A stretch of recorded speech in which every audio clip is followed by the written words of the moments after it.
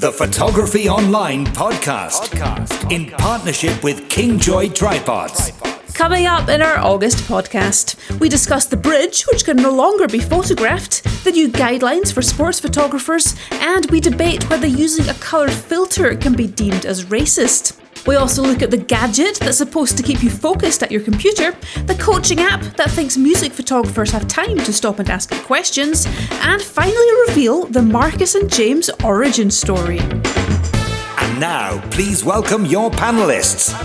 A man who thought Annie Leibovitz was the lead singer of the Eurythmics. It's James McCormick. And I think I'm Dave Stewart. And a man who spends so much time in the darkroom, even his future is no longer bright. It's Marcus McAdam. James is always telling me I don't have a future anyway. And here to keep them both in check, it's Ruth Taylor. Hey everybody, welcome to our August podcast. I am Ruth, your host, joined once more by James and Marcus. James, I've only just noticed you've got a pencil or some sort of thing stuck down the side of your face. No, next to your glasses. Well, you know the reason for that, because I get a distinct telling off for having a clicky pen during recordings, don't I? Yes, by you do. Ruth. Well, it makes editing a bit of a nightmare. I had a very nice intro there, detailing Annie Leibovitz and the Eurythmics, two things you'd never thought you'd hear in the same sentence. You must be an angel, Ruth, so it's time to crack on.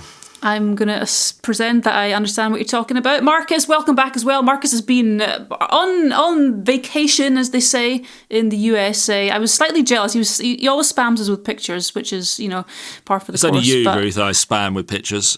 Yeah, right. I've gone down the avenue, Ruth, of instead of having a social media page, I just have you. Right, okay. I'm not entirely sure how to take that. I just send you photos rather than the world. And Is that because Ruth's responses are just foul-mouthed drivel? No, I just know that she's not going to troll me back, that's all. He knows that he's going to get some sort of response back and forth. Anyway, he was somewhere nice, and he had an open-top car, which was a bright yellow. See, when I was little, my dream was to have a open-top Jeep in orange. So this was kind of close. It was open-top, what was it, a Mustang? It was a Ford Mustang, yes. Ford Mustang in yellow, yeah. And he was having a good old time, and I was marginally jealous. I wasn't jealous when you started off, but then by midway through your trip, I was kind of wishing I was over there. The funny thing was, Ruth, is when I turned up at the car hire place, I had a choice of 5 different colours. Oh, really? And there was a white, a grey, a kind of dark blue. There was a one with a stripe down it, and there was a yellow one. Yeah, but the stripe. You were in America and you didn't go for the stripe down the side, the Go Faster stripe. No, because I would have done if it was like red or something, but it wasn't. And I was immediately thinking about photos, and I thought, okay, what car is going to stand out best in amongst the red rock? Oh, come on! You should have got a red car and rolled across the bonnet. What, with the white Go Faster stripe? Yeah, that would have been... Yeah, but I would have had to grow my hair for that. Yeah, you'd have to grow your hair, and you also needed paramedics to pick you up from the other side of the vehicle. Ruth's got no idea what we're talking about because we're going back to the late 70s. I'm just going with it. Anyway, he had a good time by all accounts, and the pictures did look pretty awesome, especially the one with the donkey, I've got to say. I'll just leave that hanging out there. Those of you who are not on Marcus's WhatsApp will have no idea what I'm talking about. Yeah. Anyway, James, calm yourself. took a sip of drink at the wrong moment there. Hope you got a spit bucket, James. Let's leave him there. As always, says something I'm not sure about. Anyway, podcast coming up today. We've got a usual look at the news stories. We're going to be having a look as well at some gear items, if James can recover himself in the next hour or so. We'll get as far as that. We've got our quiz, which James is currently leading. Marcus is... have you quite given up hope yet, Marcus? I'm not sure with our... No, I'm planning on my comeback starting very soon. I'm going to be the podcast equivalent of Argentina. I'm going to be the comeback king. Well, that means I need to be the podcast equivalent of Scotland. Oh, hey. What, going home on time? We will see how it pans out later in the show. I have regained my composure, Ruth, don't worry. Okay, you're ready to start, James, are you? I am ready. Okay, excellent. Well, thankfully, first story is not yours, it's Marcus's. Marcus, we are going over to where you were not that long ago. What's this first story all about? Yeah, so this is another story about authorities clamping down on people taking photos at iconic locations. Now, we've previously covered similar stories from China, where we were discussing about people having a maximum of 30 seconds to take their photo before having to move on. We also covered a similar story in Japan, where kind of big barriers were put up to stop people taking photos of a supermarket, bizarrely, with Mount Fuji behind it. But this latest one is from California, but it's along a similar theme. This is a location I've passed by several times, actually, but never felt the urge to stop, as I've never really deemed it good enough for a photo, but clearly others disagree. Now, it's a well-known bridge called Bixby Bridge. It's situated on US 1, which is the kind of road which hugs the Pacific coast down California, and I believe most of Oregon as well. Maybe more, maybe it goes up to Washington. I don't know. I haven't got a map in front of me, but I've done quite a lot of it, and it is a beautiful road. But this particular bridge, I don't know why people feel the need to stop and take a photo of it, but it's become a hotspot for people to get out of their cars and take a photo. And so many cars are stopping that it's causing traffic chaos, James, is what it's causing. Chaos. Traffic chaos. And Traffic chaos. And according to the local authorities, literal gridlock. Not just gridlock, but literal gridlock, which is worse. What's the difference? Can you, just for clarity, what's the difference between literal gridlock and gridlock? Well, one is if you're American and you want to really emphasise the fact, you just put literal in front of it, even though it was already literal.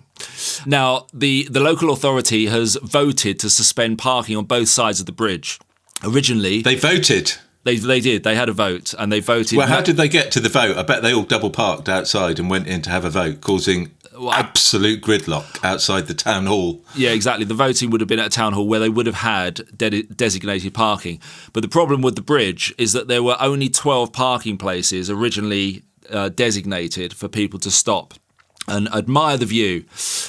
So when these traffic chaos situation started to occur, what do you think they did to try and solve it initially, James? Charge for it? No, they closed the 12 spaces off. Well, they should come and live in the United Kingdom because we would just charge people for the privilege. Yeah, no, they thought, okay, this will work. We'll close off the 12 spaces so there's nowhere to park, and then people would just drive on. That didn't work. So parking is now going to be prohibited for 900 feet to the north of the bridge and 700 feet to the south of the bridge. So can we predict what's going to happen now? To the south, 900, to the north, 700. So approximately 900 in one direction, 700 in the other direction. There'll be gridlock. Correct. And people will now be walking down the road, in the middle of the road, causing traffic chaos and literal gridlock, James. And it will be dangerous as well because you'll have people walking in the road and presumably there's no footpath. And it's quite a long way to walk, 900 feet if you're an American. Well, I don't know. What is that in metres? About 300 metres, isn't it? Yeah. It's about a third. So 300 metres, it's not long enough to put people... They need to make it a drive-through photo op. That'd be good. Genius. You see? I sorted it again. We can move on now. I've sorted it. Due to the remote area of this bridge, though, it has been noted that supervising and enforcing the new parking restrictions isn't going to be straightforward. So I think most people are going to probably ignore it anyway. But can you picture this bridge in your mind, James, in your head? Can't. No, not at all. Okay, no. It's not a particularly photogenic bridge. I mean, it's in an iconic location in that there's, it's on a kind of like, it spans a kind of gully with the Pacific Ocean to one side and some, sort of low-lying hills to another side. But the actual bridge itself is nothing that you wouldn't see driving around anywhere else in the world, really. I mean, India, China, anywhere. They all have this same kind of style bridge, which is like an arch with a road going straight across the middle of it. And I don't know what...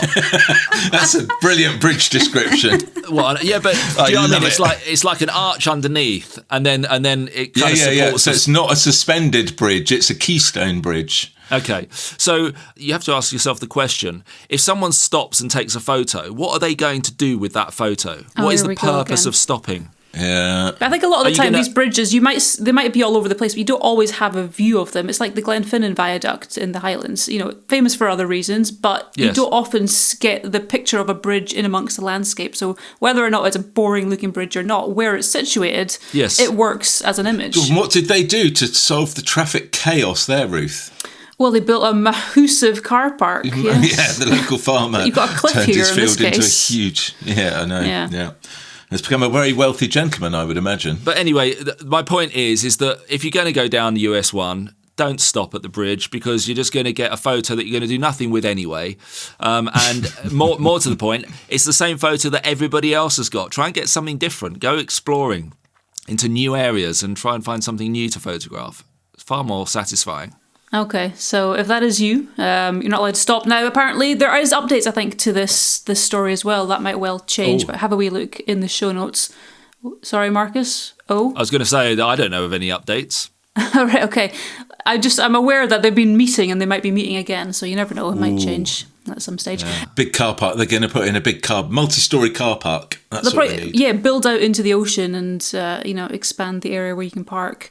Show notes for all of that stuff, all the stories we're going to be talking about today as well. So do check that out if you're interested in seeing the iconic image for yourself. Story number 2, James. This is a little bit more. I don't know how to describe this one. Tell us all about what's happening. Dry is probably a good word, but still of interest to professionals like yourself. It is of interest. Yeah, no, it is, and I've raised the tone in my voice to try and engage the audience because it is a little on the dry side. But we're talking about the Wall Street Journal here, and they've introduced new contracts for their photographers, their freelancers, if you like. So why are they upset? What's going on with it? Yeah, so the Wall Street Journal's not so upset. They're absolutely delighted, I suspect. But the photographers themselves are very opposed to this. And it's basically about ownership of imagery. For eons, as with most publications over the years, you would hire a photographer, a freelance photographer. He'd go off, do some pictures for you, come back. And rather interestingly, in the press world, you would have some form of shared ownership with that image. So you'd be kind of selling it on a one-off use basis to the publication. But the Wall Street Journal's introduced a contract that says that if you go off on their behalf now, not as a direct employee, but you go off on their behalf to shoot something and they use it, they own... Well, they want to share the copyright to it, but basically they will, to all intents and purposes, own all of the intellectual, the IP of that particular image. So what was the benefit before, James, of people having that shared ownership? I imagine a lot of them wouldn't be reselling those things, or would they? The net benefit is that you can monetize them, basically, so you can put them in libraries and you can sell those images. And the kind of unwritten understanding was that you were commissioned at a relatively low rate, day rate, so a lesser amount of money to go and take those pictures, but you would then own those pictures to sell them for more money at a later point. So there's a kind of balancing act that went on there. So in theory, both parties benefited. And I suspect the Wall Street Journal has changed its policy for two principal reasons. And this is my thoughts, not the thoughts of the article. Firstly, the lawyers have got involved and are future-proofing and are saying, listen, if we use an image in the future and we don't get clearance from the photographer, or we're unable to contact the photographer, or the photographer says no and we really want to use that image, why don't we just have a contract that says we use all the images to start with? That would be the one reason that they've done it. Now, the second reason is that AI, as we know, and we've spoken about before on this show, whether to do with Adobe and to do with other major companies, is scanning all of the pictures that are taken and produced on any media and is using it to learn. So any picture that might have been taken for the Wall Street Journal, they're turning that into information that they'll be selling to AI companies. And I suspect they don't really know how to pass on that money to the photographer because it's a kind of unquantifiable at the moment. So it's easier, as the legal teams will be saying, just own the whole lot and get on with it. Now, the other side of it is the photographers themselves are saying, now, we are freelancers, we go out into the world, we don't get sick pay, this applies to you and me, by the way, Marcus, this. Yeah. We don't get paid holidays, we don't get a pension. Yeah. So all of those things, and the understanding has always been we can retain our intellectual property and sell our imagery later, at a later date, for often sort of slightly naive thoughts of, this my pension will be my catalogue of imagery. Now, there are some photographers out there that do it and make a very healthy living with, Getty Images and the likes by doing that. But it's not many. And it's certainly not many in the world of news photography, I can assure you of that. So where do we stand with this in the end? What's the sort of summation of this article? Well, the summation is that the lawyers are involved once again. AI is raising its ugly head once again, not for actually using the images, but as I said, for mining the information that's within them. So that gets complicated. The freelancer is being squeezed. There's nothing new in that. So my take is that actually the freelancer needs to adapt. And people might be surprised to hear that, considering to all intents and purposes, that's what I am. So you need to adapt. You need to think ahead. You can't just rely on a catalogue of old slides, or in the old days, or in this day, a hard drive full of images, and think that that's going to solve your problems financially going forward. And in the end, the cream will rise to the top. So if you are a good enough photographer, you will be paid enough to survive. There's a couple of comments at the end of the article, and it's not often when we go through these articles, we read comments out, as you would agree, because most internet comments are a load of nonsense. But T. Reeves says, if I am hired by a company, they own 100% of any IP I create. Even when brought in as a contractor, when I write software, for example, I do not retain copyright. I cannot sub-license that software to third parties. So in the case of pictures, sell them. Why do these photographers feel they're special?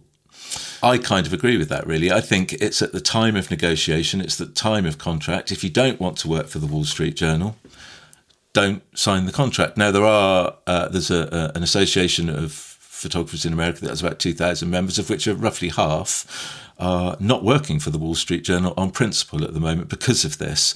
I just think it needs to evolve, and people need to think a little bit more clearly about it.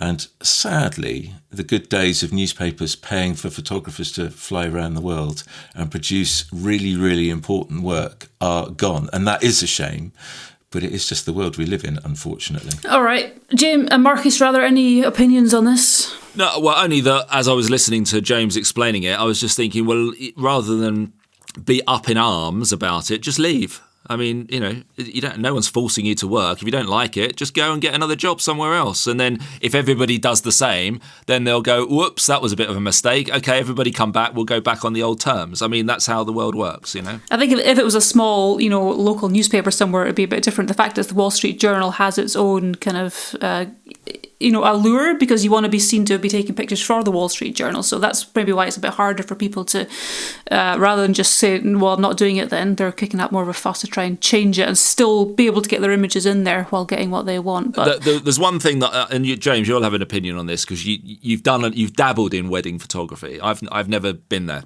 But one thing that's always amazed me, with wedding photographers, and it's along the same line, is how they get away with charging twice for the same work. Yes. So you hire a wedding photographer and they say, right, you're going to pay me, and I'm just throwing numbers out there, £2,500 to come along for the day, take photos. And obviously that you think, well, $2,500 for one day, that's a lot of money, but it's not, because they'll then spend 3 or 4 days editing those photos because they take far too many.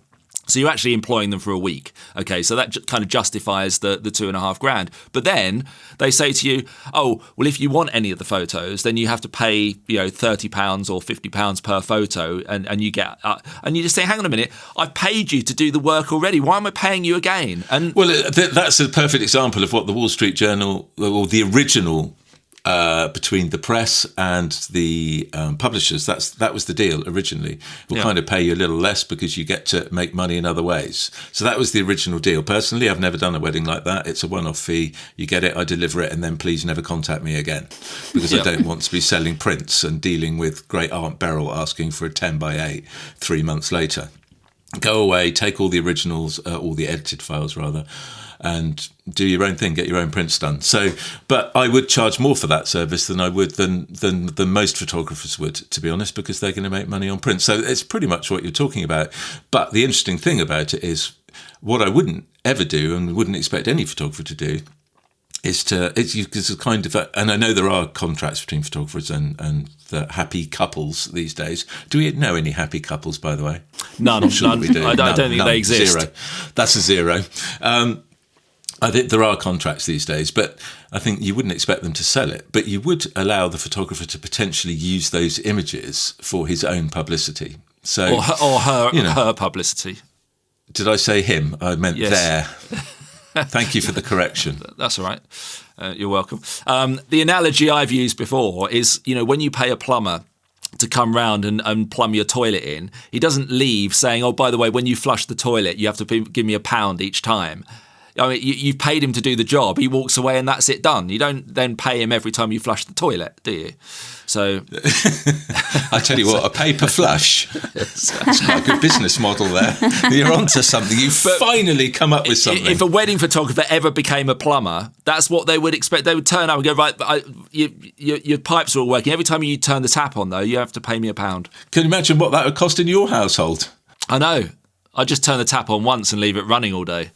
I never even realised that was a thing wedding photographers did. I assumed that was part of the whole package, which was, take the pictures, send you the pictures. No, it's daylight robbery, Ruth, and I don't know how they've got away with it. Oh, well, that could be a talking point for another podcast, because there's definitely things to be talked about in there. Anyway, let's leave that story behind. Annie Leibovitz, once again, in trouble from the masses online. Who's got this story? Marcus? Yeah, well, has she been in trouble before then? Has she got a reputation for being in trouble? Every time she puts something out, everyone's got their claws at her. Yeah.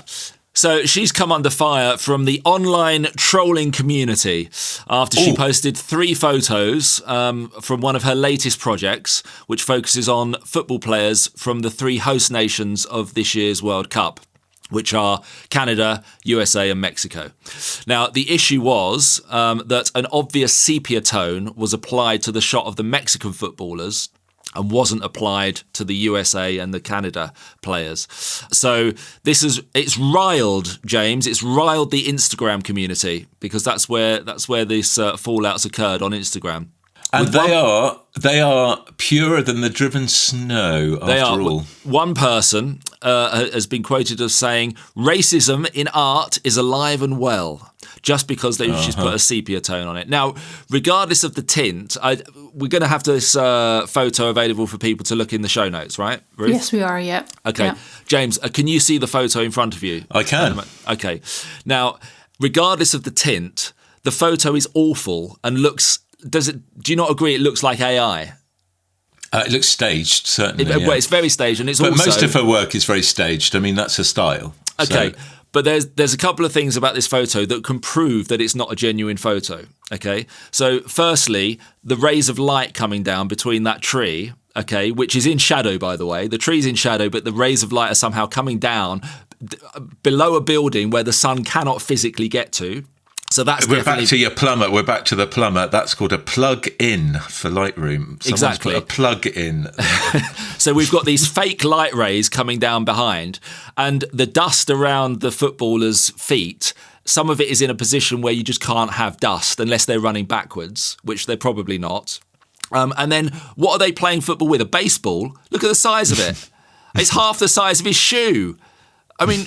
What's going on here? This is not a photo. This is just a complete mockery of... I mean, the AI would do a better job. She forget Annie Lennox, right? She should just go and sit down and type in the prompt, give me a picture of 3 Mexican footballers playing football in a dusty kind of environment with the sun setting behind a tree, and don't make it look fake. And it will come up with a better photo than that, honestly. There, my case is rested. Have it, Ruth. Yeah. There we have it. What do you think, Ruth? She's stunned into silence. She is stunned into silence. We'll fill while her internet catches up. But anyway, no, I don't think Ruth has actually frozen. I think she's just lost for words. And so to pretend she's just sitting really still. She's thinking, if I sit really still, they're going to think I'm frozen and they're going to have to keep She's talking. gone, for those that got, well, nobody can see. She's gone distinctly dark and very still. She may well have passed away. But anyway, we'll carry on regardless. She's never that important. But we do She's need dropped her. away altogether. We do need her to bridge to the next story, though, James. We do need her to bridge to the next story. In the meantime, can you tell me, for the love of God, this picture, people are complaining about the filter, this Mexican filter, which is basically it's an orange tint, basically, isn't it? Or I don't know, a sepia, a tobacco filter. In the old days, it would be called tobacco. Actually, it would have been, yeah. But there's a kind of, I don't know, a reputation amongst filmmakers and photographers to put this kind of coloured filter over kind of third world countries. There is, and that's where the racism thing kicks in. And there is a bit of a point to that, whoever it was that wrote that comment, by the way. I mean, it's a bit over the top, and calm yourself down. I don't think Annie Leibovitz is a racist in any way, shape or form. But nonetheless, you're right, with this kind of content, people do feel the need to slap these filters on. And ironically, all they're trying to do is make it look like a film picture. Exactly. And ironically, if anyone's going to pick apart this photo, the last thing they should be looking at is the tint of the photo. There's far better things to be picking at, as I've just already mentioned, other than the colour of this photo. So there we have it. So on that note... Oh, look, she's back. Yeah, sorry about that. Did I miss anything important? Absolutely nothing. Marcus ranting and raving. All right, epic. Okay, well, let's move on to our final story in the news section. James, over to you for this one. This is a sticky one, but I thought you'd be able to handle this pretty well. I keep getting these stories. You thought I had the sensitive touch, did you? I had to choose between you and Marcus, and so yeah.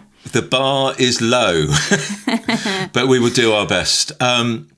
This story is all about photographing and filming, and we will come on to the critical difference between the two. Athletes, and in particular female athletes, and the kind of sport is slightly irrelevant, but it's kind of the article is loosely based around athletics and jumping events.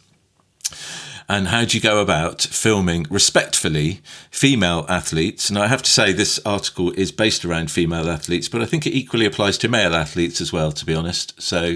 But I understand why an article has been produced depicting female athletes, the whole redress thing, but fair enough. We'll move on from that. So it says official guide outlines how to avoid sexual camera angles of women athletes. And then it's got a series of cartoon drawings of the first one is of a pole vaulter of a lady with a series of ticks and a series of crosses, do's and don'ts. So do have a close-up of straight on, head and shoulders of a lady holding a pole. Do have a close-up of a lady running down the track. We all know the angle where they hold the pole upright and they sprint towards whatever the thing they plant the pole in to vault over is. Do not show her going over the bar. I mean, it is ludicrous and silly. But so hang on. So the best bit, the most dramatic bit of the pole vaulter, we're not allowed to take a photo of that anymore. So it does show that. But that's the bit I'm saying is a bit clickbaity. If you actually read on through the article, it is slightly more nuanced than that. And there is a degree of, how do we phrase this, going back through history, and we need to move forward and we need to protect women and women's rights and all of those things, and the objectivization of women and all of that stuff, which is ultimately what the article's about. It's just a little disappointing that it starts with that particular cartoon depiction. So the key to me about this is that when broadcasters are filming athletes of any event, be it male or female, they will have fixed camera positions that are just standardized fixed camera positions. Some of those may or may not need thinking about in the future. So I'm talking about moving images to start with here. So I'm talking about watching a live sports event or recorded sports event, but actual moving images as opposed to stills, which is predominantly what we talk about on this channel. So those camera positions are fixed, and the stills photographers that are at the events, their positions are traditionally fixed positions as well. And I believe that most of those positions are fixed positions based upon depicting the sport in its most dynamic way to show the athletes at their potential at the peak of their powers, if you like. So in pole vault, crossing a bar however many meters high, long jump, however distance they jump, all of that sort of thing. Okay, so I think it starts from I think those positions start from where can we put our photographers and our camera people to show the athletes at their peak of their powers. So if you think about the 100 meters, for example, you want a close-up of them leaving the starting blocks, you want someone crossing a line, and you want a head-on of the athletes running towards you, be it male or female. Those are the three principal angles that you would want to show that event, to show the athletes, as I said, at the peak of their powers, and depict that event as dramatically with as much jeopardy as you can. And that's what filming and stills photography in these events is all about, showing an athlete at the peak of their powers with as much jeopardy as you can put into the image. Now, clearly, if ladies are going over, or gents are going over a pole vault bar, or they're running straight down towards the camera and they're wearing skimpy-ish clothing, I'm not sure if skimpy is the right word, but athletic clothing, but it often is of the skimpier design. And I'm sure the reason for that is to allow them their athletic prowess not to be hindered by clothing. And it might all be something to do with selling the odd brand here and there as well, who knows. But nonetheless, we should be respectful of certain areas of people. So very famously, there was a British athlete, a British male athlete, that became famous for having a lunchbox. And Marcus knows who I'm talking about, which, is just silly. He was just wearing athletic clothing, running along the track, and there was quite a lot of movement, shall we say. I'm trying to be sensitive about this, Ruth. So there was quite a lot of movement. But in the end, the interesting thing about this article is, it's a sign of the times, and it's a sign that we are slowly but surely probably moving in, I hope anyway, moving in the right direction slowly, maybe a few steps forward and a few steps backwards with these kinds of things, but we are generally moving in the right direction. But for me, what's interesting about it is the delineation between video, moving images, and stills, because in video, most of this is not an issue unless you start to slow down and, do tremendous slow motion of a lady going over a bar, which, and zoom in. It's not applicable. You don't need to do that to show the jeopardy of her crossing the top of that bar. I don't know how high are they, about 9 meters or 10 meters, whatever it is anyway. You don't need to do that. But in stills, if you want to show her crossing the bar, you are going to freeze the action. So choosing where to freeze the action is just, do you know what? It's really not that complicated. Have a look at the picture you've taken. And a sports photographer will typically, with modern cameras, have taken about 45,000 pictures of somebody going over a bar, because that's what they do. Have a look. If you think it's a bit sexualized, or you think it's a bit inappropriate, do you know what? Choose the next frame. It's really not that rocket science. The same thing would apply to the editors that are choosing the pictures. We don't particularly need guidelines. We just need a little bit of common sense, is my take on it. It is no more complicated than that. And remember, there is a difference between video images and still images, and the way images are cropped. If someone is deliberately cropping in on a lady's chest or a lady's midriff, it's not necessary. That is not a sporting picture, so don't do it. There's no need. You're trying to say something else. But if it's just somebody going over a bar wearing what she or he has chosen to wear, then that is totally fine.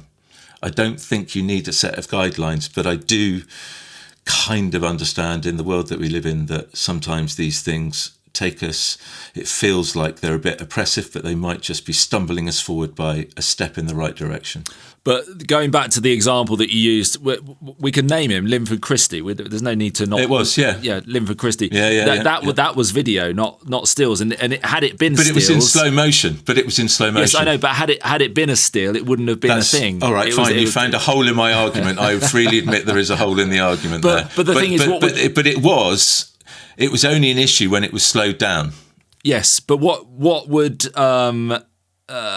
be the way to avoid that, other than not to slow it down, is to do a camera angle that was so tight, so tightly cropped, that it would defeat the purpose of. But as I said, camera angles are set. It's not. It's very hard to reinvent the wheel. In fact, did we not do a story? I hope it was on this podcast about a photographer who went to the Olympics to shoot it in a different way and pretty much failed dismally.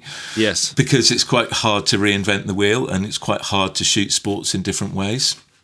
How could you possibly film the 100 metres without having a head-on of all the 8 runners, I think it's 8 that start in that event, leaving the blocks, running straight towards the camera and then cut to a side angle as they break the tape? You can't. How could you possibly produce a still image of the pole vault without somebody going over the actual bar? I mean, what are you talking about?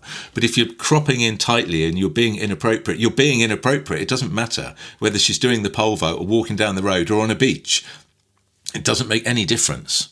You shouldn't need guidance. You should just have a bit of common sense from the photographer and whoever it is that then ends up publishing that picture. I do feel marginally sorry for the photographers in this one because they are there to do a job of taking pictures. They take a picture of what's in front of them. And I hope they totally ignore this article and these guidelines and get on with it. I think the vast majority of them are there, like you say, they're there to do their job, whether it's video, where they really don't have much say in what they're actually capturing. The photographers as well, they're capturing things. I imagine there's a very tiny, tiny minority who are actually doing what you say and cropping inappropriately. But at the same time, they're taking pictures of what is in front of them. If the real problem is what people are wearing, then I'd say address what people are wearing, because there are choices to be made on that side of things as well, as opposed to just the person who's just documenting what exists in general. But there is a lot of cartoons seems the wrong word, lots of illustrations of what's been sent out to the people. This is for Europe, I believe. Is it the European? It is, yeah, the European Broadcast Union, yeah. So anyway, you can check that out for yourself if you're curious. Have a look at all the links in the show notes. The Photography Online podcast in partnership with Kingjoy Tripods. Yes, thank you as ever to Kingjoy Tripods for supporting us in 2026. Each month we play a clip of one of the team here at Photography Online using a Kingjoy tripod somewhere in the world, and from the clues they provide, we're asking you to try and work out where it is that they are and what they're taking a picture of. Last month we heard from Nick, who sent us his shot from Machu Picchu. I think that's how you say it. I had a lot of problems writing this. I kept getting it wrong and getting autocorrected on both Machu and Picchu. What was it autocorrecting to? Well, I just kept putting Machu Man. Too few C's or too many H's or anyway, Machu Picchu. If you didn't see that one, have a look in the show notes from last month's podcast. You can see the picture that he took. This month, however, Marcus, we're hearing from you. Hey Ruth, you find me in the streets of one of the world's most photogenic cities. Founded in 1519 by the Spanish, the Old Town, which is where I'm standing now, is a UNESCO World Heritage Site. Before I give you a couple more clues as to my whereabouts, let me tell you about the tripod that I've chosen to use for this trip. Now, I'm all set up in a shady street, and my subject is a classic American car, which is just begging to be photographed. However, there were a few people lurking around in the background, so I'm going to do a long exposure to blur their movement and therefore place the emphasis back onto the car. Now, as I'm on an island, there's another clue for you, I had to fly here, so obviously I need to take this into consideration when choosing my tripod. So I've gone for the classic C83S travel tripod, which I think is unbeatable when it comes to a lightweight, compact tripod that you can just throw into a bag and forget it's even there. One thing I think is amazing about this travel tripod is the fact that it can get the camera up to eye level.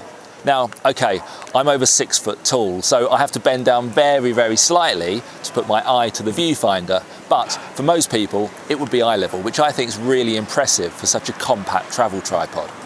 So I've got my classic car in the foreground of my composition here. I'm looking down the street and I can see there's a guy on a rickshaw coming down. Now, he would be fantastic to get some movement on him as he comes past the background. So I'm just going to change my exposure time because I'd originally set it to 2 seconds because I wasn't anticipating something moving so fast. So I'm going to drop it down to half a second. I'm just going to wait for him to get into the right position, which he's just about to get into now. And there we go. And that is absolutely perfect. I've got the right amount of blur so we can clearly see what it is, but it's not robbing the viewer's attention from my subject, which is clearly the car. Okay, so I'm going to continue walking around the streets here to see what else I can find. Now, I doubt I'll have to walk very far as the colourful crumbling buildings here offer endless photographic opportunities. Literally, every time you turn a corner, you see a new opportunity. So before I go, let me give you one more clue. In this city, you'll find statues of Ernest Hemingway and John Lennon. Now, the one of John Lennon has him seated on a bench in a park, But strangely, he's not wearing any glasses. So the locals go along and they put glasses on the statue until someone then steals them, and then someone else comes and replaces them with another pair. It's all been going on for years, apparently. But the big question is, where in the world am I, Ruth? Marcus will be back later on in the show to tell us where he is, and you can see the image he's taken by clicking the link in the show notes. If you want to know what's available in the Kingjoy professional lineup, do check out the Photography Online shop if you are here in the UK, or head on over to kingjoy.com for international sales or to find out your nearest dealer. All right, well, it is time for my favourite part of the podcast. The Photography Online Podcast Quiz. All right, chaps, you officially have permission to get pens and pencils out, as long as you don't click or bang them, or, yeah, you can chew them, James, that's fine. Anyway, welcome to the Pop Quiz, the Photography Online podcast quiz, where I ask James and Marcus photography-related questions, and you guys can, of course, play along as well. We will reveal the answers at the end. Here's how it works. 5 rounds, each one worth a point for the correct and sometimes the closest answer. In the event of a tie, both of the chaps receive the point. So let's go with round 1. Round 1. Photography Trivia. Alrighty, round 1. Here we go, here's the question. During the 1989 Tiananmen Square protests, photographer Charlie Cole took his iconic Tank Man photo from a hotel balcony. Knowing Chinese security forces would raid his room to confiscate the film, he wrapped the negatives in plastic and hid them. Where did he conceal them? Oh, that's... He wrapped them in plastic and hid them. Yes, indeed. Marcus, don't. Well, we know that that's not the answer, James, because Ruth would never ask that question. Oh, that's true. I hadn't thought of that, but she wouldn't. No. Interestingly, on my sheet of paper to write the answers, Ruth, because of my intro and I couldn't remember who Annie Lennox's partner was, I wrote Dave Stewart down. So my first answer is Dave Stewart from the Eurythmics. But I don't think the photographer hid them inside Dave Stewart from the Eurythmics. All right, you can scratch that one off. I can scratch that one off, and I have no. I mean, it was on my birthday. It was June the 4th. Oh, really? 1989. Yep. He's younger than he looks, chaps. Yep. Okay, I've got my answer. You got something, James? Yeah. Got an idea? Yes. Okay. Round 2. Multiple choice. All right, in this round I ask a question which is fairly difficult, so to help you out, there are 4 possible answers. All I need you to do is tell me which one you think is correct. Here's the question. The word pixel is a contraction of which 2 words? A, picture electron. B, picture element. C, pixelated element. D, photographic element. That's picture electron, picture element, pixelated element, or photographic element. A, B, C, or D, please. I'll just write a letter down. Is that okay, madam? Yes, absolutely. As long as it's A, B, C, or D, I will take it. Yes, because I can't remember what you said. Marcus, got something? Yep, I'm ready to go for round 3. Looking confident. All right. Round 3. Name the year. Okay, in this round, the answer to the question is, of course, a year. The round goes to whoever gets closest to the answer. If either of you gives me the exact year, you get a bonus point. Here's the question. In what year did National Geographic first feature a colour cover? Ooh. Oh. Okay. That's quite hard. Yes. Yeah. Guessable, potentially. I don't know if I've ever seen a black and white. I think I know what it is. cover. I think I know what the cover is, but I don't know the year. Okay. I've no idea, but I think I know the picture, I think. Right. Well, feel free to give us that But it might have been one of information. those things that then gets colourised afterwards. I don't know. No? All right. Pick something. Marcus, you got I anything? have. Yeah, I've got something, yeah. Okay, let's move on. Round 4. Artificial intelligence. All right, well, in this round, I asked ChatGPT to describe a photographic object, person, practice, or subject. Without mentioning the name of it, all I need you to do is tell me what did I ask it to talk about, and I'll let you know this is a location. Every February, photographers line a roadside hours before sunset to capture a phenomenon that can easily be mistaken for flowing lava. Nothing is burning, and no special effects are involved. Just a perfect combination of light, water, and timing. For only a handful of evenings each year, nature puts on one of the most sought-after spectacles in landscape photography. What location are they photographing? Mark is writing that down very quickly. What location? Not Yes. a phenomenon. Well, I will take either. Mark has got this. James is like, what the heck? Well, no, I'm not confident that I've got it, but I've got something down that could be the answer. Could be, right? Okay. Yeah. I no idea. I don't. I genuinely. I don't know. I think when I tell you, you'll go which doesn't happen won't now. at the time. All right, you ready for the final round? Here we go. Round 5. Take a wild guess. All right, well, as the name suggests, this round requires an answer which could be almost anything, so you're unlikely to get it exact. You will need to take a wild guess. As with round 2, the point goes to whoever gets closest to the answer. There are 2 bonus points if one of you does happen to get it exact. Here we go. To date, how many lenses has Canon produced since launching the EOS system? So this isn't lens types, this is total lenses rolling off their production line. What? So hang on a minute, just so to clarify. So if they made 500,000 of one specific lens, that's included. Yes. Okay, so it's all lens production, not all lens production for their EOS system since they Blimey. started. How many have they created? How many have Well, I know rolled off? they've done at least 7 because I've just counted them behind me. Yeah. I've got about another 15. Okay, so we're on 22. got a starting point. Okay. I tell you what, they've produced however many it is. We'll find out shortly, I guess. And they still can't get a back cat right. Bloody idiots. I mean, how am I supposed to know that, Ruth? It's the whole wild. This is the wild guess question. So it's closest. Yeah, but you just to, make us look like fools. It's closest to. I reckon, Marcus, it's about 10,000. Yeah. Okay. Did that work, James? We'll find out. Pencils are right, scribbling. okay. Something's been written down. Yes, Marcus is ready. James. I've no idea. Whatever. Not a He's Scooby-Doo. whatevering it. All right, well, let's go back to the beginning. Here we go. Round 1, photography trivia. I asked you where Charlie Cole hid his film after taking the iconic Tank Man photograph in China, knowing that the security forces were about to raid his hotel room. Let's go for James first on this one. I wrote down with his mum. Did you really? Well, I don't know where. Yes, I did. I don't know where he hid it. Okay. He might have been there with his mum. I don't Okay. know. I've just realised his mum was unlikely to be in China at the time. Why would you wrap it in plastic? I hadn't thought about that either. Well, I didn't say where. Anyway, move on, Anyway, Ruth. yes, moving on. Marcus. Okay. So this is a total guess, obviously, but the fact that it's wrapped in plastic, I'm guessing, is to protect it against moisture. So I've put in the toilet. Okay. Right. Marcus, you are bang on. It was in the toilet. Was it his He mum's wrapped toilet? He tied the plastic wrap film canister to the flush mechanism.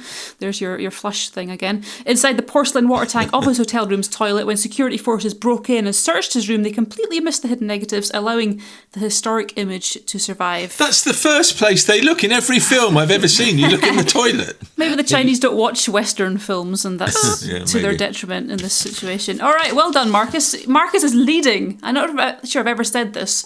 Certainly not this early in the round. Anyway, round 2, multiple choice. What is the word pixel a contraction of? Which 2 words? A, B, C, or D? We had picture electron, picture element, pixelated element, or photographic element. What do we reckon it was? Let's go for Marcus.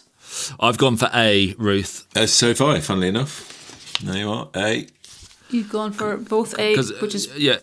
It can't be pixelated element because that's just the word pixel is already in there. Yes, Surely. smart reasoning. Okay, both wrong. It was, in fact, B, picture element.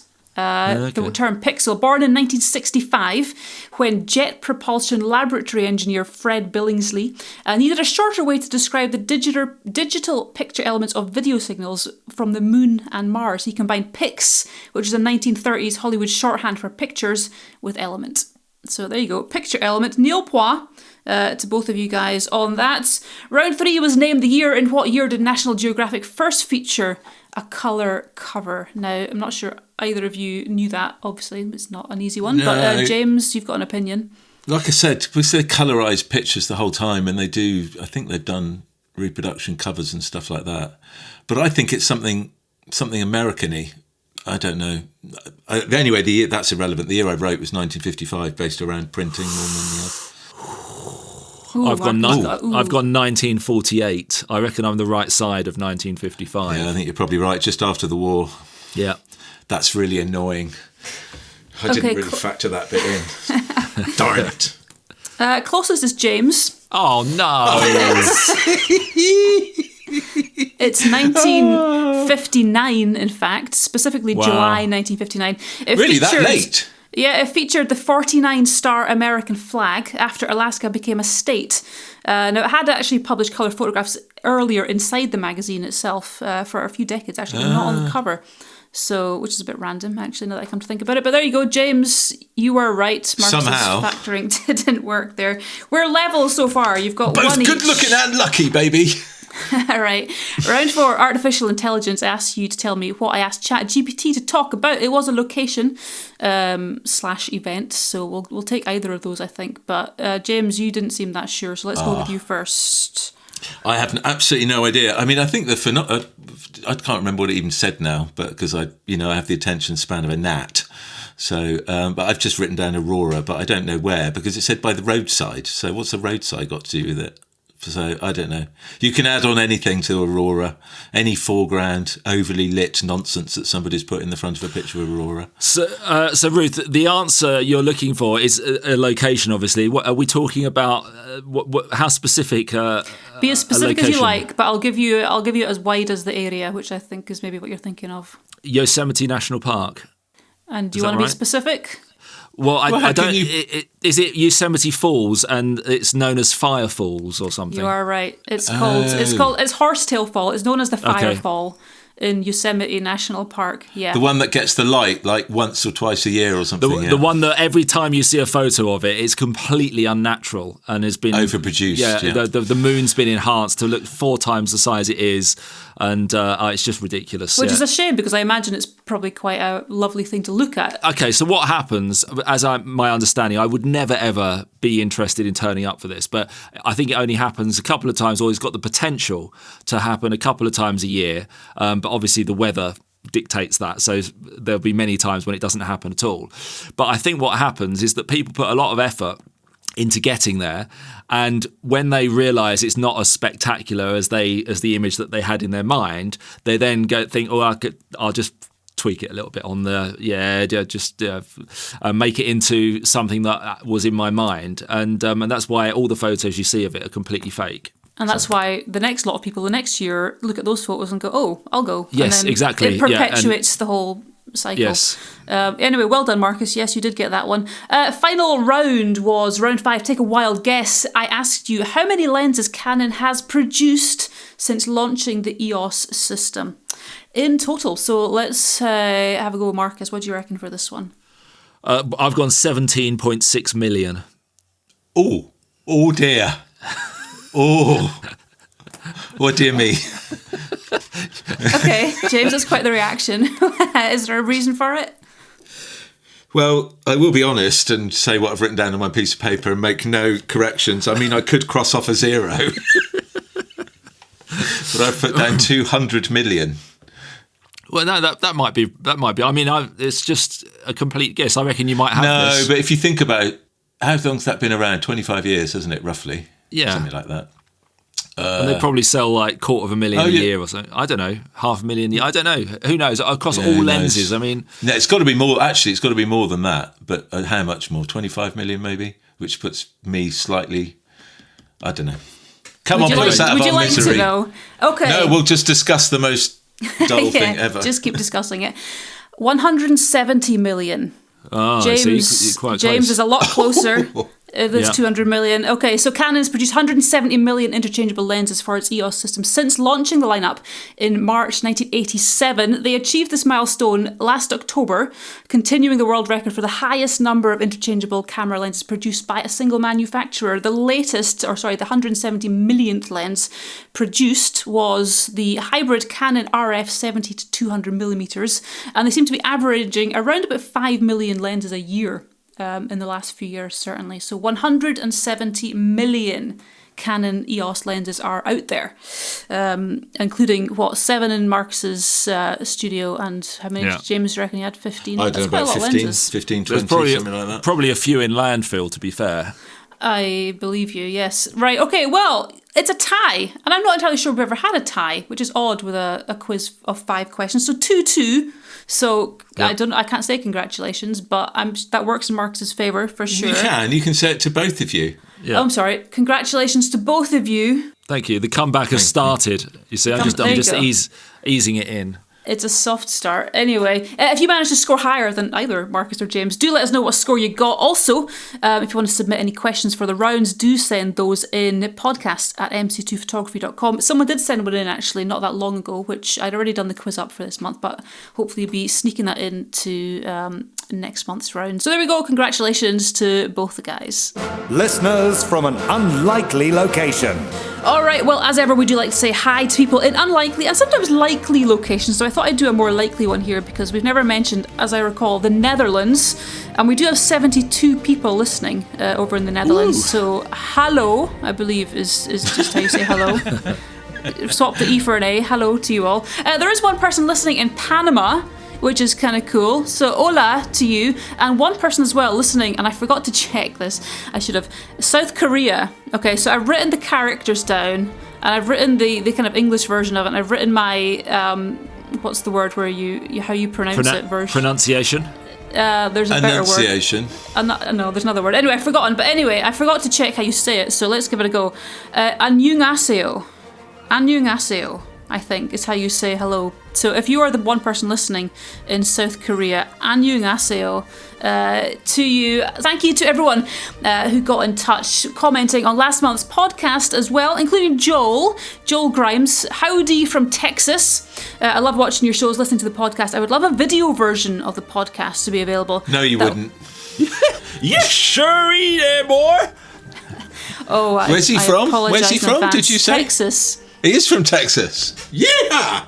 We already offended the Texans in one of our first videos we ever did, where Marcus... We love Texans. Marcus had a cowboy hat and he was chewing something. They're very thick-skinned down there, Ruth. You don't have to worry about offending them. Yeah. No. Anyway, nice to hear from you, Joel. Andrew Briggs, appreciating God Save Our German King, which was something that James was talking about last month on the podcast. RJ Hinkle, which is, I just enjoy your name. I don't know what your first name is, RJ, but RJ Hinkle got in touch. Got to be from Texas as well. Via email. He said, I'm probably not your target audience, but I just had to write and tell you how much I enjoy your content. I try to listen to the podcast and watch the channel whenever I can. I really enjoy the silliness, and although I'm about 112% Texan, yes, bang on, he James. is. Especially the British humour. My mum was from Banbury, she said, and my grandmother was from Gartsherry. I've not heard of Gartsherry. James, you know where that is? No, never heard of it. Somewhere, I'm assuming in the UK. No, the key thing though, Ruth, is how's he spell humour? Because you said humour there, so he might need a correction. Humour. How's he spelt it? Has he got a U in it? No U in there. Nah, Sorry. shocking.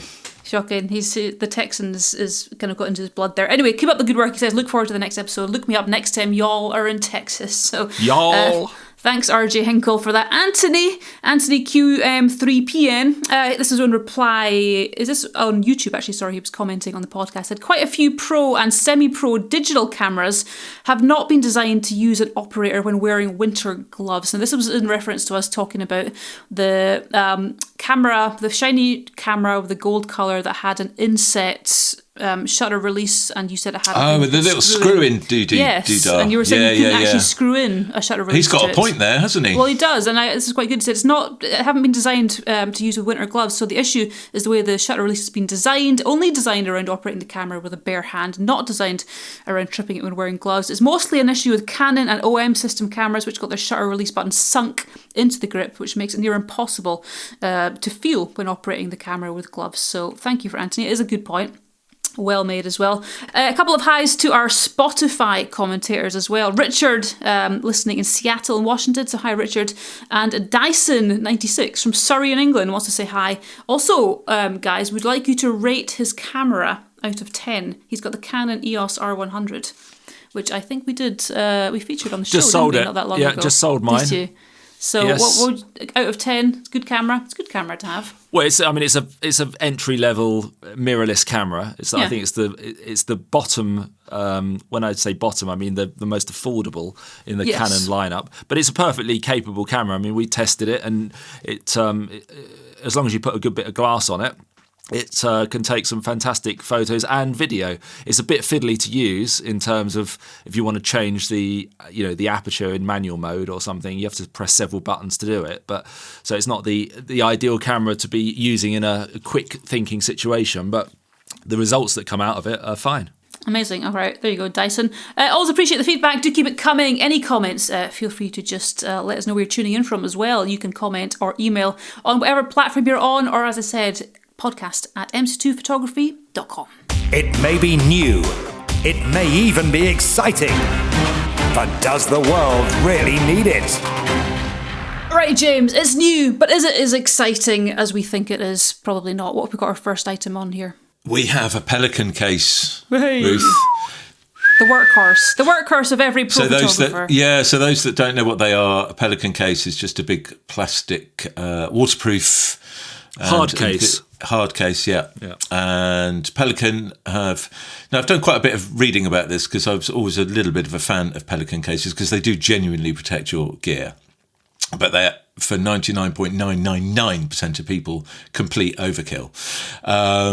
So I looked into it, and basically this is an insert for the lid of a case, as far as I can make out, that has a mole system, which is a system of sort of bands and straps that you can attach different pouches. Not like you have on the outside of a normal bag.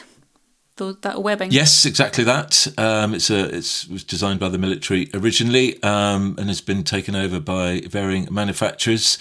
Maxpedition being one of the principal ones, who make very good outdoor bags and stuff. So I would recommend their brand. They are bulletproof. But this Pelican case now has an insert for the lid, but it still has the foam inserts that you sort of, the pre-cut blocks that you take out, enough blocks to fit your lens in, as it were. Now, the problem with that is that the blocks never go back quite. So if you change your lens and you want to change the layout, you have to buy another whole set of inserts, basically. So that is slightly where Pelican cases fall down. You can buy dividers that go into them, and we've got nothing to do with Pelican whatsoever. So I'm quite happy to say that there are other manufacturers that do considerably cheaper versions. Maybe not quite the same quality as Pelican because they are extremely tough, but there are other much, much cheaper versions available, and that's great. The thing to always remember with any hard case is make sure it's got a pressure release valve on it. Otherwise, you might just get your case off an airplane and never be able to open it again because the pressure inside. So you need to make sure it's got that if you do buy a non-Pelican branded one, because all Pelicans will have that on. Other than that, do we recommend that people use Pelican cases? I'm not sure that we do. Is this anything that innovative from Pelican? I'm not sure it is particularly, but they're evolving their range, so that's fair enough. I haven't actually looked through their website for years. So I had a look through. They do all sorts of different shapes and cases for all sorts of different things. So they're a quality brand. They make good quality stuff, and that's about it. But the one thing that I wanted to tell you, Ruth, which I thought might amuse you, oh yes, is that Marcus and I used to have a couple of these. I think one of them is definitely still in my garage. I don't know where the other one is. Anyway, we had a couple of them. We took them to Cuba once upon a time. A very long time ago, 20 plus years ago now, I think. Anyway, we had a tiny little rental car, the world's smallest rental car, and us Is two it the rental great... car you accidentally drove into a parade? Yes. Okay. Well, yes. in the back of that rental car that we drove, so it was, as we were checking out of our pensão, our Airbnb as it was at the time, although Airbnb didn't exist back then, we had to return this little rental car to the Hotel Presidente, which is along the main seafront in Cuba called the Malecon. And it was a Sunday, I remember it very clearly, and we loaded these two massive Pelican cases in the back, just about get them in, both with our seats quite far forward, so we're both gentlemen of a certain size, as you would admit. So I'm driving sort of with the steering wheel between my knees. Marcus has got his knees up on his lap, and we leave this B&B, and we think, oh, it's very quiet. Oh, well, jolly good. We'll be at the hotel to drop this rental car off in no time at all. That slightly backfired when we sort of made our way to the seafront, which is where the big hotel was, and there were crowds of people. So I did the only thing that you can do, which is hit the horn. Beep, beep, beep, everyone out of the way. And even a policeman stopped us. I don't know if you remember that, Marcus. And I said, I want, in my best Spanish, I said, I want to go straight ahead and then a left. And he kind of did that, sort of just, you can't see me, but just sort of shook his head and held his hands up as if to say, if you wish, up to you. And beckoned us on. So I swung round onto the Malecon, which is quite a long road, and said to Marcus, there seems to be quite a lot of people on either side of the road here. Never mind. And TV crews. And TV crews, yes. So I thought there's only one thing to do. Keep going at speed. So we sped along, no other traffic on the road. And it slightly bends around a corner. And I thought, right, the hotel's just around this corner. We'll be fine. Except there was a grandstand built across the actual road. And there was, I remember specifically, this enormous TV. Oh, do you remember those old TV cameras on like a rostrum with a man that would actually have to move to turn the whole camera? And it was pointing straight at us. And then towards us was a marching band. So anyway, what do? Keep going. Always keep going, Ruth. Typical male, never turn back. So we drove through the marching band. Which parted either side of us, Ruth. Did part You're joking. the guy with the drums, he can't see where he's going because he's got a massive drum in front of him, was like, had to step to one side. So through we shot, but there was no way off the road. So I had to do a 3-point turn and go back through the marching band the other way. So, but the funny thing was, Ruth, is that this was like their equivalent of like trooping the colour, or like it was Castro Day. Yeah, exactly, like Independence Day, and so this was being televised live, and they would have been the entire population of Cuba. They started throwing yellow gladioli, which apparently is a tradition to throw at Fidel Castro. So I said to Marcus, as we're going back through this marching band, which now can't see us because we're coming from behind, so I'm having to go beep beep. Marcus went, this is the sort of time when you get shot, I went, great, thanks for that. And he said, I know, I'll put my window up. Like, that's going to make any difference. There must be footage out there somewhere. It's somewhere. So all we could do is go through the marching band, and then I saw a side street that was just packed with people. So headlights on, hit the horn, and bounce up through the side streets. I've never been so hot in all my days. So back to the Pelican case. Well, if we had been taken out, the Pelican cases would have survived. I will give Pelican credit for that. So what's new about this case other than the bits that go on the side? Nothing. Okay, so it's just a Pelican case with a little a mole system. Molly, but Molly lid system. Insert. Yeah. Okay, because my problem with Pelican cases is that they're absolutely perfect if you want to transport your fragile gear. So, for example, if I wanted to take one of my large format cameras abroad, which has got glass in it, for the focusing screen, I would want to put it in a Pelican case, and it's nice and padded, and then you can check it in. The problem is when you get to the other end of wherever you're travelling, you get your camera out, but then you've got this massive case that you don't know what to do with. And so that's the problem with it, is it's as much of a hindrance as it is a help. They are a kind of TV crew kind of thing where budget's not particularly an issue. There's lots of people to carry them around. Yes. And if people choose to bring them on the trips that we run, they often end up being very annoying because they're just way too bulky. Yes, I agree. It looks good, though. It looks handy with all those... Molly or Molly, did you say? I think it's... I've now forgotten. Molly. Molly straps. All right, anyway, that's the Pelican case. You can have a wee look at that if you're interested in travelling and protecting your gear on the show notes. This is an unusual one, Marcus, which I debated for a few seconds about whether to add, but I thought you might have something interesting to say on this. What is this gadget all about? Yeah, so this comes... compliments of Petapixel. That's where we got the information from, and it's called the Mirror Dial, and it's a new tool, James, to help you stay focused. Pardon? What? Now, being English, Marcus, and no offence, but for people listening, did you say mirror or mira? Mira. Well, I didn't roll the R. No, but people could mistake it for mirror, being from England. Anyway, MIRA. Yeah. Can we stay focused, please? Yeah, so Petapixel writes, staying focused is hard, but I don't think it is actually that hard if you're just a bit disciplined with yourself. Watching some nonsense on YouTube. What did you say? They go on to explain that this new tool promises to lock all of a user's screens to keep them on task, ensuring they get their photo and video editing done as well as their business management work all much more efficiently, which will allow them more time to do the things they actually want to do. So apparently, everybody who edits and video and photos, that's a real chore in their life. They don't want to do it. They hate it. Yeah, they hate it. Go and get another job. If you don't like, I mean, honestly, if you don't like taking photos, editing photos and editing video, then go and get another job. It's quite simple. You don't need the Mira dial to help you get through each day so that you can have more time at the end of the day to do the things you actually want to do, which I don't know what they would be, going to edit more video maybe. But anyway, the company behind the Mira dial says you sit down to work, but somehow the afternoon just slips away. A check here, a scroll there, and nothing gets done. It was never your fault, however. You just never had the right tool. Until now. Now you have the right tool. So what this thing does is a physical dial, okay, which looks a bit like one of those. It's like a smart thermostat. Thermostat. Yeah, I was going to say it looks like one of those things that you put on a magnetic dial that you put on your cooker, and you set the time, and then when it runs out, it bings, and you take the chicken out of the oven. So it does that, but what you do is you program it to basically lock all your devices. So it will lock your phone, it will lock your iPad, it will lock your computer, whatever you want it to lock, it will lock. And apparently it's incredibly complicated and frustrating to undo it. So once you've set it... This is on purpose. Yes, on purpose. That's how it's been designed.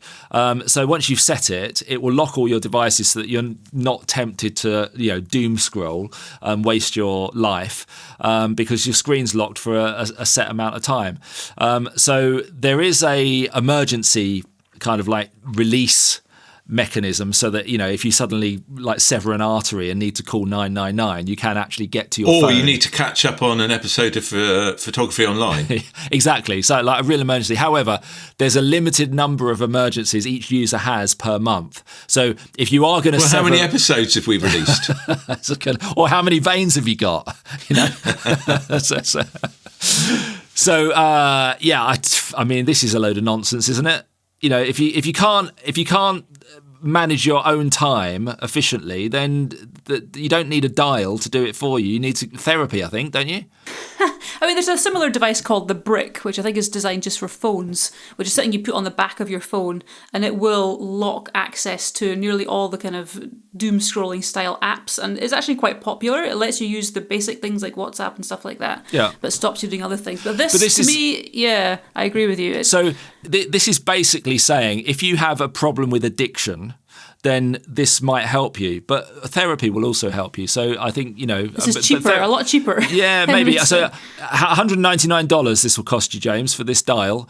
But I've got good news for you. And yes, that is I'm waiting. That if you get in quickly, because it's not a Kickstarter, but it's kind of like it's the same kind of thing. It's being kind of crowdfunded. If you get in quickly, you can get it for only $114. But you will have to wait until early next year. How many therapy sessions is that? Depends what kind of therapist. I mean, I could do you. What does yours cost? Well, I could offer you $20 an hour. $20 an hour for the insights. Yeah, and I'll just come down and take away all your gadgets, James. Yeah. So I'm not a big gadget man, though, as you know. I get lost in my own thoughts is my problem, Ruth. Will this help? Can I stick this to the side of my head?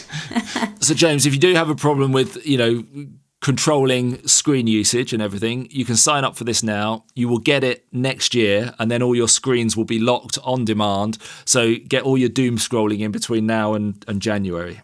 Done. Will do. I'm off to do it. No, they're total nonsense, Ruth.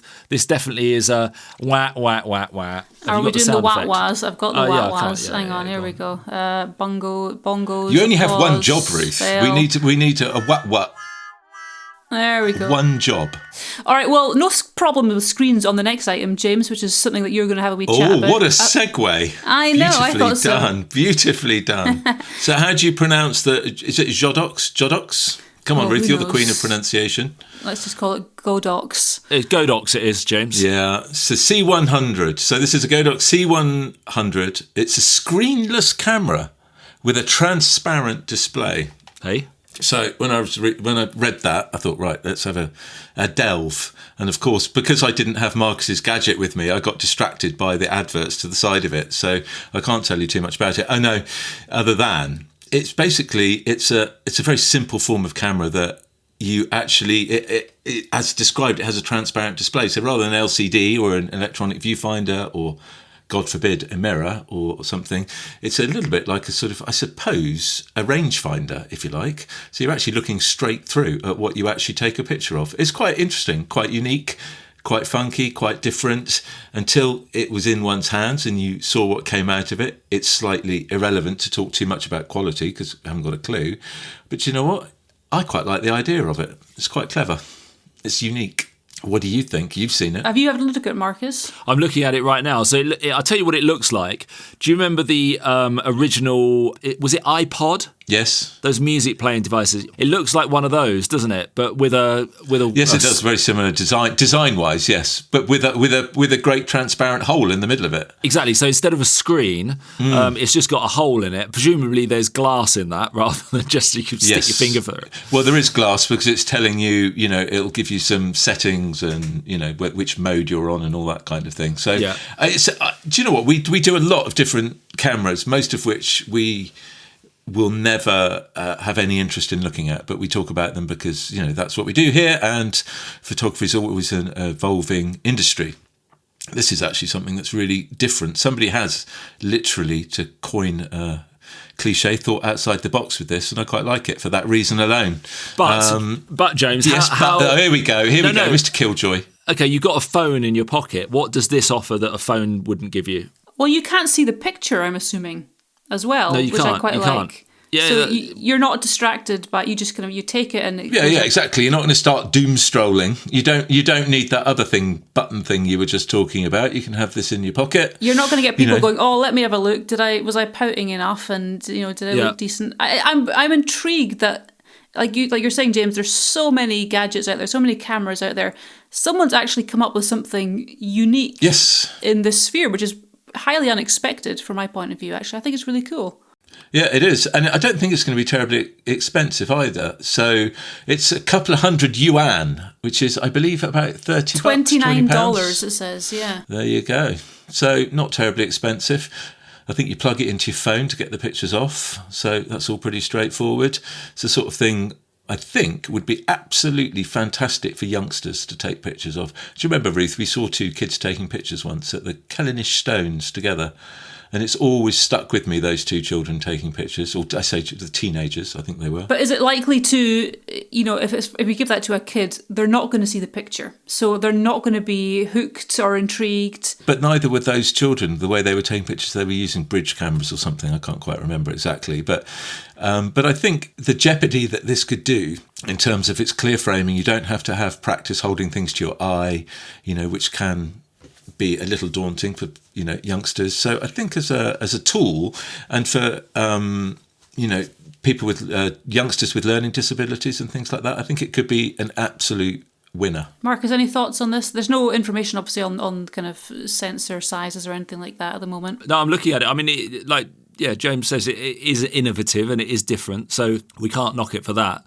I'm just thinking that what's its main selling point? Its main selling point is that it offers everything that a phone does, except for you can't see the photo. So, I don't see it being a success, but I don't want to knock it for them trying. So we can. But if you were to, as you know, Marcus, in the past, I've gone out and worked and taken pictures of and got people with varying forms of autism to take pictures. This would be brilliant for them. This would be absolutely brilliant. So they can go out, they can look through, you're seeing the real world through a transparent thing. It builds the jeopardy. You load the pictures onto your phone, or I presume you can do it straight to a computer as well. The jeopardy that would build, the excitement of seeing it come out, it's almost, I think it's absolutely brilliant. But seeing in the real world through that transparent screen, I think is absolutely key. Absolutely key. It would work really well. All right, are we doing hit miss? Almost. I say hit. Come on, Ruth. Hit. All right. Okay. I want fanfare. I want marching bands. Marching band. Leave that behind you in Cuba. We need a hit anyway before this next one. Yes, exactly. Okay, well, that gives me a bit of a reveal into what you're thinking about this next one. What is it, Marcus? Because this is not something I've got much information on at all. Yeah, so this is a new app, James, called the Music Photo Pro. And it's claiming to be the world's first dedicated coaching app for music photographers. Are you a betting man?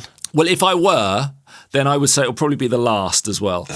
The app claims to bridge the gap between photography education and the realities of working in the live music industry. Oh, I can tell you all about that. Exactly. Well, you should get this app. It brings together career guidance, industry insight, and real-world touring experience for emerging music photographers. It was designed by renowned touring photographer Christine Godwin. Ever heard of her? I have actually, yes. Okay, so she is quite renowned then. I've never heard of her. So Music Photo Pro focuses on the realities of working in the music photography business, not only taking the shot, but also understanding access, relationships, and the professional structure between live music work. So basically, it's just a book.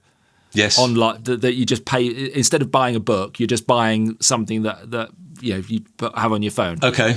So what else does it do? Before I tell you how to actually succeed. At the heart of the app is an interactive coaching chat, which allows the user to ask questions whenever inspiration strikes or challenges arise. Whether you're on location... I'm on stage and I've got Prince in front of me and I've got to go, hang on a minute, Prince. No. Before you go into that next riff, I've got to go into my app. Yeah, and you've got to shout because you're standing right in front of the PA system. You go, hey, what aperture do I use on this? I've got a backlit artist 20 metres from me. and the app's going, I'm sorry, I couldn't hear what you said. Could you repeat that, please? Just shoot wide open with a shitload of shutter speed and ISO's your answer. Get on with it. Right. So, so whether you're on location, editing images or preparing for a shoot, you'll receive personalised guidance. So, I mean, have you ever heard such nonsense in all your life? Would you? I can tell you how to succeed at being, because as you know, that's where we met, didn't we? We did. We met, and you were dancing around on stage. Marcus was a singer in his previous life, which is not that far from the truth, actually. But anyway.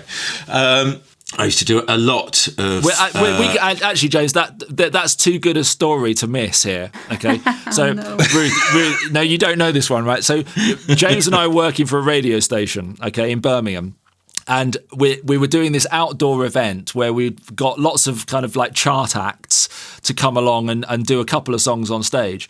And one of them was the Rednecks, which were... Where did you come from? Where did you go? Where did you Cat go and from? Joe. Okay, so Yeah. they have been... We had like 15 acts, okay? So it was kind of like, Steps, S Club 7... Yep. Mark Morrison would have been there, and the Rednecks, okay, because they were big in the chart at the time. They've had a one-hit wonder, but people would have known who they were in 1996 or whenever this was, 95. And so we've been promoting them for 2 weeks. Come along to this event and see this person, the Rednecks, etc. Anyway, they never turned up, okay, and so. Reese, the guy who used to work at the record company, he came Name over to and me. shame Reese. Good old He came Reese. over to me and He's he said, "Listen," guy. he said, "nobody knows what the Rednecks look like." He said, "I've got a couple of dungarees in the back of the car and a couple of and a couple of plaid shirts and a couple of straw bales, which we were going to use as props." So he said, the straw bales were in the field, in the farmer's field. "Oh, were they?" Yes. Okay. We nicked them out the farmer's field. Anyway, in a moment of madness, I agreed to do this thing. Okay, and I was, my job was standing on side of the stage, pressing play on all the music. And so I had to press play on the music, then run onto stage and prance around in a pair of dungarees and a straw hat, dancing around these straw with a bit mats of straw in his mouth. in front of 20,000 people who were cheering, thinking that me and Reese were the rednecks. Are you serious? I have not heard this story. It's absolutely true. Absolutely serious. And that was the first time James met me. And you can tell now, he was in the pit taking photos and he was thinking, I don't know who that guy is, but he's cool. I want to get to know him. That is, so James, you obviously have imagery from this day. Oh, God knows where it is, because sadly it was back in the days of film. If it had been digital, it would have been easier to find, which is one of the things. Wow. So, and it kind of loops all the way back round to who actually owns those images. But I suspect there's a library called Rex Features, which I think has been bought out now. Will have those imagery, somewhere. Anyway, as a side story, Reese, the record company guide, ended up marrying Claire from Steps. He did, and they. I don't know whether Ruth, in order to tidy this up. Of how to succeed in the music industry, yes, you've got to work incredibly hard. Clearly, I did that. You've got to be incredibly talented. Hey, goes without saying. You've got to understand your subject, all of that stuff. But you've also got to meet and know the right people. So, the last weekend, the person that put together S Club 7 and Steps and all these other bands was staying at my house. So I'm still in touch with her to this day. So she came to visit. So it's not what you know, it's who you know. Okay, well, back to the app, yes. Getting back to the app, yeah. It's available now and until August the 7th. When's this coming out? What's the day today when this podcast comes out? This will be out on the 2nd of August. Okay, so you got 5 days if you're listening to this podcast promptly. It's available at 20% off the standard subscription price of how much, James, do you reckon? Oh, I dread to think. Okay, well, I've got no idea because when I tried to find the price out, I went online and it started asking me questions about what kind of photography I wanted to do, and after I'd spent 5 minutes answering questions, I lost the will to live. And I just thought, this is going nowhere. So I don't actually know how much it costs because it doesn't say up front how much it costs. So you have to basically tell it your inside leg measurement before it's going to tell you how much you need. I'll tell you what, I'll do it. 500 quid an hour, done. But regardless of the product, Ruth, or the service, you've got to put the price on it so that people know from the start. You can't hide the price until you've delved deep into the app. It's ridiculous. So, no, that's even on just that point alone, it's failed. 35, okay. That's my inside leg. There you are, I'm off. Right, okay. Anyway, last item for our gear section. Does the world really need it? I'm going to say it's a pair of suspenders because that's what it looks like to me when I have a look at it, but I don't think it is. James, what's our final item? I don't think you mean... Did you mean suspenders or braces? Well, because they're two very different clothing items. Not in America. Not in America. These remind me of what an American gentleman might be wearing to, keep his jeans up. Anyway. Crikey, I'm not sure of the American gentleman you've come across, but anyway... Am I talking about this? Because I freely admit that I actually missed it out because I didn't scroll far enough down the page of links that you sent me. You got distracted by doom scrolling, James. You need the mirror dial. I did. I was doom scrolling, yeah. So it's yet another camera strap. But this one is magnetic. So, I'm watching the video now. Basically, you have a tag. Do they call it a tag that attaches your camera on either side? And there's a dongle on the end of that tag, as it were, and the dongle taggy thing slips magnetically to align itself into a plastic clip, which I think, does it automatically close? Oh, no, you have to do it manually. So it manually closes, thus attaching your neck strap, I'll come on to that in a second, to the body of your camera that has the tags permanently attached. Now, you can configure the neck strap into a multitude of different ways. So for the bondage freaks out there, this is for you. You can tie yourself up in knots and let yourself go. It's not a bad looking product. It's quite nice and wide, the strap, which is quite nice. But I will, different colours, all sorts of different things. You can wear it single-handedly on a wrist. You can wear it as a crossbody, all sorts of things. But in the end, straps. The whole thorny subject of camera straps. Neither Marcus or I ever use them. Okay, but that's a personal choice. But there are reasons why. The main one being that they lead to more cameras being damaged than they'd ever do being saved. because the strap gets caught on something, gets pulled out of your hand, it's on a table, someone walks by, it gets caught, before you know it, bang, camera hits the deck. This is a conversation we've probably had. We've had it many times. But I mean, the reason this was kind of brought to people's attention is the magnetic factor, which the whole idea of strap is safety and believing that your camera is secure. Adding magnets into this freaks me out. So if that's what you want, use a proper strap. Attach it properly. The thing that stood out to me about this thing is it says, according to Wandered, which is the company that's making this thing, the magnetic camera strap system is the result of more than 2.5 years of development. Now, James, if you came to me and said, listen, I reckon we should design a new camera strap, okay? So why don't you go away and then redesign the camera strap and come back? And I said, okay, give me 2.5 years, because that's how long I'm going to need to redesign the camera strap. You'd be going, well, I was expecting you to be back by lunch, to be honest. I mean, 2.5 years. I mean, seriously, 2.5 years to basically come up with a camera strap which is exactly the same as all other camera straps, apart from it's magnetic. Well, I mean, the bottom line is it's a quick release camera strap. That's the bottom line. That's what it is. But what it's got, what everyone else doesn't seem to have, is a built-in wear indicator. So rather than looking and seeing that the cord is fraying slightly, it's got 3 zones. Black, it says, you're good. Yellow, replace it. Red, you're dead. So what Ruth is referring to is that the piece of cord, as it wears out, it will change colour, basically. Who's ever going to wear out a camera? I mean, honestly. I was going to say, I've got camera straps from the 1970s that are still going strong. I've got camera straps from the 1970s as well. 1960s, I reckon, because I've inherited one. Although that is because we don't use them, James. That is that's true. That is true. Got camera straps older than Ruth, and that takes some doing. I've never seen a camera strap that's worn out on anybody's camera. Never seen it. Anyway, it's a quick release camera strap. That's fine. If you want it, fine. I would go for a more secure quick release system and spend just a little bit of time screwing in something that's going to be solid and stable. It's kind of like, it's similar to the popular Peak Design ones where you're slotting them in. Why would you? The bottom line is with this: why would you ever attach your camera in a way that's not absolutely secure? That's the end of it. It's the same with cotton carrier. It's the same with all of these things. And they've all got these fancy clip mechanisms. I just don't trust it. Yeah, but they didn't spend 2.5 years redesigning it, James. That's where the clever bit of this. You don't know. They might have spent 3.5. Anyway, all right. Well, this is a fail, I'm assuming, which is a bit harsh, since we've never actually... It's not really a fail, but I just think the whole principle is just a flawed one.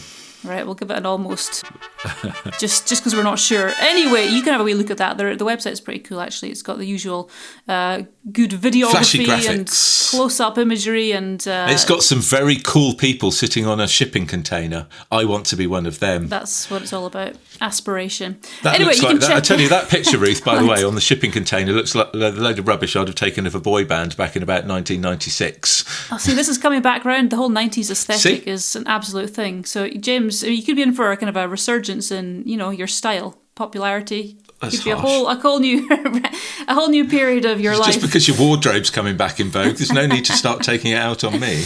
Anyway, the Wandered magnetic camera strap. There is a link to that in our show notes. You can, of course, check out links to all of the stuff we've been talking about in the show notes on whatever platform you are tuning in on.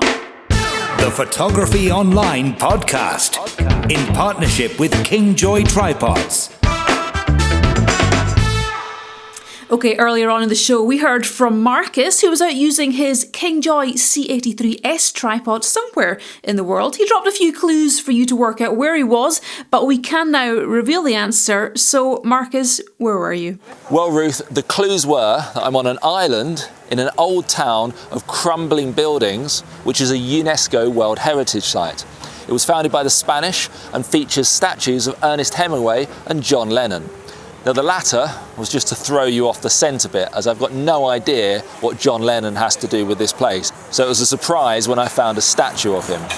I am, in fact, in the wonderful city of Havana in Cuba, surrounded by classic American cars, one of which I used as my subject in the photo I took earlier. Well done if you guessed that correctly. Right, I'm going to go and see if John Lennon's wearing any glasses. Catch you later. Well, there you go. If you'd like to see the photo Marcus took in Cuba, check out the link in the show notes.